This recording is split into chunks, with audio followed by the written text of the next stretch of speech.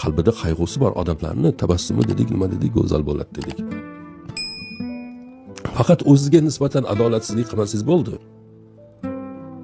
Odamlar nima desa desin. Siz Robbingizga xiyonat qilyapsizmi, qilyapsizmi? Axloqqa, odobga, hayoga xiyonatingiz bormi? Sizdagi iffatga xiyonatingiz bormi? Tozalikka, halolga xiyonatingiz bormi? Harom aralashtirdingizmi? Unga qarang. O'zingizga, oilangizga, atrofingizga, jamiyatingizga, qo'ni-qo'shniga adolatsizlik qilmang.